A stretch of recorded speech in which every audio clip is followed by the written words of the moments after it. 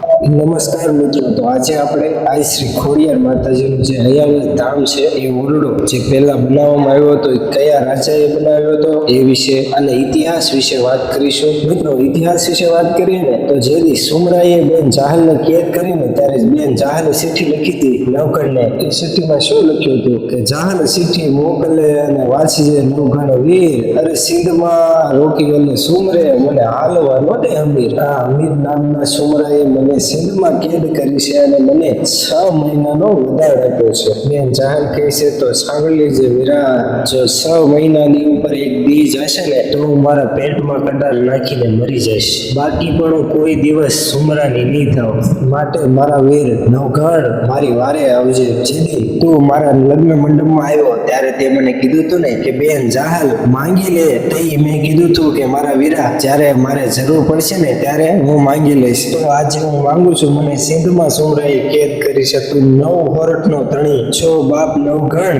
મને આ સુમરાની કેદમાંથી છોડાવવા આવજે વેલેરો મારા વીરા. નવઘણ કહે છે કે 100 મહિના પૂરા ન થાય એ પહેલા આ સિંધના સુમરાને તમરોળી અને બેન જાહલને સુમરાની કેદમાંથી મુક્ત કરાવી છે. પછી તો 9 વર્ષનો ધણી આ નવઘણ એનું દળકટક તૈયાર કરી હાલ્યો જાય છે. એમાંય રસ્તામાં આ વરુડી એમને મળે છે અને દૂરથી એના વારણા લે છે અને આ વરુડી કહે છે કે બાપ સાસુ પીને જાજે, અને નવઘણ કહે છે કે બા આ તો આખું દળકટક છે. કે ભલે હોય. પછી તો આખા દળકટકને નાની એવી ઉંમરની જે દીકરી હતી જે પોતે આ વરુડી હતા, એને એ સ્વરૂપમાં એને આખા દળકટકને જમાડ્યું હતું. પછી તો નવઘણે આ વરુડી સામે હાથ જોડીને કીધું, માં સિંધમાં જવું છે અને બેન જાહલને સિંધના સુમરાએ કેદ કરી છે, એને બચાવવા માટે જવું છે. અને દરિયો જો હું ફરીને જાઉં ને તો 6 મહિનાની ઉપરનો સમય વયો જાય, તો એ જગદંબા જેવી બેન મારી જાહલ એ કટાર નાખીને મરી જશે. હવે મારે કરવું શું? એ વખતે આ વરુડીએ એટલું કીધું હતું કે તારી હારે આ જગદંબા છે, તારે નવઘણ મૂંઝાવાનું ન હોય. જા હવે આ દરિયામાં તારા ઘોડા વેતા હોય અને જો આગલા પગે પાણીના છબછબિયા અને પાછલા પગે ધૂળની ડમરી ઉડે. આ વરુડીએ નવઘણને કીધું હતું કે દરિયાને ફાડી અને રસ્તો કરી દો તો જ આ જગદંબા કહેવાય. એ જગદંબાએ નવઘણને એક ટક પણ નતો ભૂખ્યો રહેવા દીધો અને સાથે એના આખા દળકટકને પણ જમાડ્યું હતું. એ જગદંબા છે. અને કીધું કે હવે નાખો દરિયામાં ઘોડા. નાખ્યા એટલે તરત દરિયાના ભાગ થઈ ગયા. કે હાકો હવે ઘોડો હાક્યો એટલે આગલા પગે પાણીના છબછબિયા અને પાછલા પગે ધૂળની ડમરીઓ ઉડી હતી. એ દરિયાના બે ભાગ તો થઈ ગયા પણ રસ્તો પણ થઈ ગયો હતો. અને આ વરુડીએ નવઘણને કીધું હતું કે દરિયામાં રસ્તો તો કરી દો, પણ પેલું ડગલું ભરે ને એ પેલા તું એકવાર આકાશની સામે નજર કરીને તારો ભાલો ઊંચો કરજે. જો કાળી સપીલી બનીને તારા ભાલે ન બેસી જાવ ને તો માનજે નવઘણ આ વરુડી તારા ભાલે બેઠી છે. અને પછી તો દરિયો પાર કરી અને સિંધની સીમમાં જ્યારે દળકટક લઈ અને નવઘણ પહોંચ્યો ને એ વખતે એવા વિશાળ ભમરા ઉડ્યા ને એ રાજાના જે ઘોડા હતા ને એને પડવા લાગ્યા ને પછી તો ઘોડા પાછા પડવા મળ્યા. તઈ નવઘણ એમ કહે છે કે ઓહો મારી કઈ ભક્તિમાં ભૂલ પડી ગઈ છે, કે મારી ભક્તિમાં કઈ ભૂલ પડી ગઈ છે. આ ખોડિયાર માએ તો વસન આપ્યું છે કે તું સિંધના સુમરાને ધમરોળી અને પાછો આવીશ. કે એવા નવઘણ તારી ઉપર મારા આશીર્વાદ છે. પછી તો નવઘણ વિચારે છે કે શું કરવું, આ મારું સૈન્યને આગળ વધવા નથી દેતા, ભમરાનો એટલો ત્રાસ છે કે હવે કરું તો શું કરું. પછી તો આ શ્રી ખોડિયાર માની આરાધના કરી. હે અયાવજ વાળી આઈ જગદંબા, એ સ્થાપનને યાદ કર્યું છે નવઘણે કે હે માં, અહીંથી હું સિંધના સુમરાને મારી અને જીવતો પાછો આવું અને મારી બેન જાહલને બચાવીને પાછો આવું. જે તારું અયાવજમાં ઠાણક છે ને નામે બધાએ આવશું અને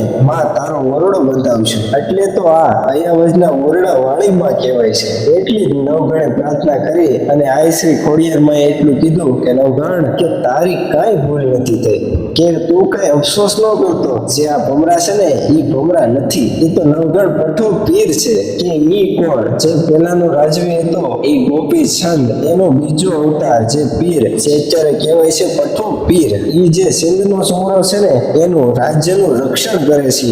ઈ એમ આગળ ન વધવા દે.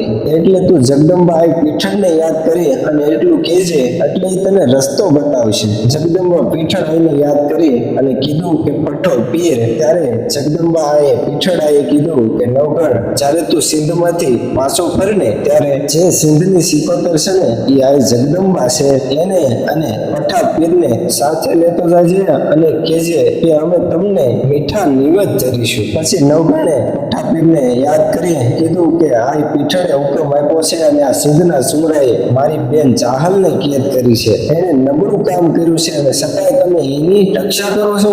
એ તમને કેટલું જમાડશે કે આ પીઠળે કીધું છે કે તમને આગળ બેસાડી અને મીઠા નિવેદ ધરીશું જો તમે અમારી બાજુ થઈ જાવ તો. પછી તો એ પઠા પીર અને સિંધની સિકોતર એ નવઘણ બાજુ થઈ જાય છે. પછી તો આખું દળકટક સિંધમાં જાય અને સિંધના સુમરાને તબરોળી અને બેન જાહલને બચાવીને પાછા આવે છે. એ વખતે એ નવઘણ અયામ જ આવે છે અને પછી તો નવઘણ આખા દળકટકને કહે છે કે આપણે બધાને એક એક રીત લેવાની છે અને અયામજનો ઓરડો બંધાવવાનો છે. અને જે નવઘણનું દળકટક હતું એનો સેનાપતિ નવઘણના શાળા આદિત્ય પરમાર હતા. જ્યારે આખા સૈન્યએ એક એક રીત લીધી ને ત્યારે નવઘણના શાળા આદિત્ય પરમારને અભિમાન આવી ગયું હતું કે હું એક રીત નહીં લઉં તો શું ફેર પડી જવાનો છે. એમાં અમુક માણસોને તો ખબર જ હતી કે આ જે માણસ છે ને એ નથી લાવ્યો. ઓરડાનું કામ ચાલુ કર્યું અને ધીમે ધીમે જ્યારે ઓરડો પૂરો થવા આવ્યો ને ત્યારે એક ઈંટની ઘટ આવી હતી. ત્યારે